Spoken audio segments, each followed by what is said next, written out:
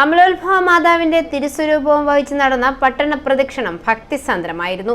Cathedral പള്ളി വികാരി father Jose Kakkalil, Lalam പഴയ പള്ളി വികാരി ഫാദർ ജോസഫ് തടത്തിൽ, ലാലം പുത്തൻ പള്ളി വികാരി ജോർജ് മൂലേച്ചാലിൽ എന്നിവർ പട്ടണ പ്രദക്ഷിണത്തിന് നേതൃത്വം നൽകി.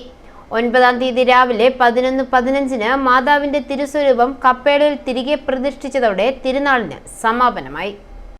സാഹോദര്യത്തിന്റെയും സൗഹാർദ്ദത്തിന്റെയും മാതൃഭക്തിയുടെയും പ്രതീകമായി നിലകൊള്ളുന്ന അമലോത്ഭവ കപ്പേളയിലെ തിരുനാൾ സമാപിച്ചു. മാതാവിന്റെ തിരുസ്വരൂപം വഹിച്ച് നടന്ന പട്ടണ പ്രദക്ഷിണത്തിൽ നിരവധി ഭക്തജനങ്ങൾ പങ്കെടുത്തു. വാദ്യമേളങ്ങളുടെയും മുത്തുകുടകളുടെയും പൊൻകുരിശുകളുടെയും അകമ്പടിയോടെയാണ് പ്രദക്ഷിണം നടന്നത്.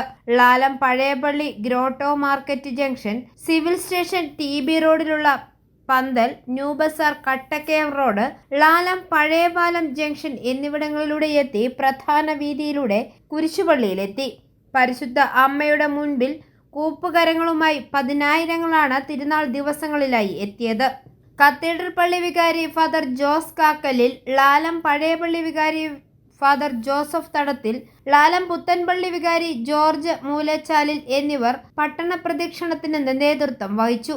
9-ാം തീയതി രാവിലെ 11:15 മാതാവിന്റെ തിരുസ്വരൂപം കപ്പേളയിൽ തിരികെ പ്രതിഷ്ഠിച്ചതോടെ തിരുനാളിന് സമാപനം കുറിച്ചു. ഐഫോറിയ ന്യൂസ്, പാല.